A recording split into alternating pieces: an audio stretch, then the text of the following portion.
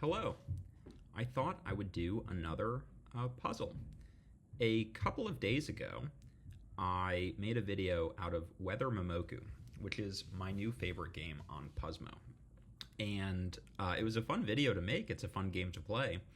But I think I went a little bit fast. And I thought today, I'm feeling a little bit sick. Maybe I could go a little slower and try to explain the rules more if they didn't come across, if you saw the first one or if you're still a little bit confused about the game. So this is really my new favorite game.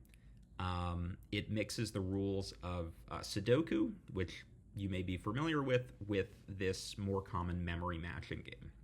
So the game you're probably familiar with looks something like matching. You go and click on a tile, and then maybe you click on another tile, and oh no, they're not the same. I don't know, matter. How about these two? Are these the same? Nice, we got a match. And at that point, you could go through the puzzle and play it like a matching game, but there's an additional rule that can help you, and it comes in through this pairing with Sudoku. So in Sudoku, the sort of premise of the game is around in every row and column, and sometimes there are other constraints too, but in every row and column you will have one entry that is each symbol of the game. So in this case, we have a 7x7 grid, we have a 6x6 grid, so there'll be 6 symbols in every row and column, and we're going to use that together with the matching to fill out the grid. And ideally, we would use the memory aspect of the game as little as possible and the Sudoku aspect of the game as much as possible. So let me show you how that might look, although I don't have a good square to select. How about we just select this one? Okay, so this is a moon, right?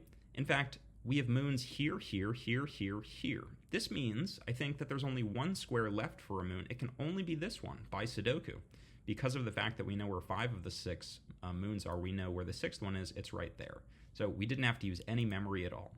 Clicked on another, now we have books. All right, so we have many less books. We have 3 books, but here is a row that only has one empty square and doesn't have any books left in it. It's probably going to be that is our books. So how about this one, noodles? Now we have 4 noodles, here, here, here, and here. This means that there should only be, we have 5 noodles. This means that there should only be one square left for noodles, and I think it's that one. So I'm going a little bit slower, but again, I'm kind of worried I'm going too fast. Let me backtrack, see if I can find something harder. I don't know if this is harder. This is a banjo. So we need to find a good spot for a banjo. In the first row, it looks like a banjo could go here or here. We would have to guess. Either of these could be a banjo. In this row down here, a banjo could go here. It could also go here. And the same is true here and here. So it looks like we don't have too much help as to where banjos are going to go. We may need to guess for this one. How about here? So you are a banjo. But you could imagine if it wasn't. So if we knew this wasn't a banjo, then where would a banjo have to go? I think it would have to go here because we need a banjo somewhere in this column. But at this point, I think we can continue to roll. Here's something I see, I think. So we have a teapot. A teapot is one of our symbols. We know what this needs to be, right? This needs to be a teapot because of the fact that there's no teapot in this column that's filled out. So if we go anywhere else and we see a teapot, we know it's going to match with this one. How about you? Well, you're not a teapot, and I think by the same rule now we know that you're a teapot. We know that there's a match between this square and this square. You're a juice box. We need to find another square for a juice box. And I think by Sudoku, boop, boop, boop, this column is missing one. It goes there. And now we can do what I just said, which is you're a teapot, and so are you. All right. Continue to move. How about you? So you're some books. Books need to go in this row. There's no books left. You're some books. You're a juice box. Juice box needs to go in this column somewhere, but there's already a juice box in this row. I think you need to be a juice box. Now you're a teapot. One more spot for teapot is you. You're a banjo, and you're a banjo. So that was a slower solve. I mean, I think that this puzzle really becomes fun when you try to go at your maximum speed. I think for many people that turns out to be under about a minute and a half. For me, it's maybe about under a minute, but you feel it out yourself.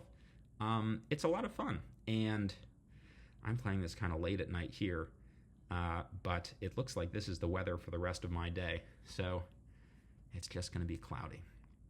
Anyway, I hope you had fun playing Weather Memoku with me, and I hope you go play it on your own and have some fun with that also. It's a really fun game, and I challenge you to go as fast as you can, because I think that's when the puzzle really starts to get going. So with that, I hope you have a great night or morning, and I hope to see you in the next video.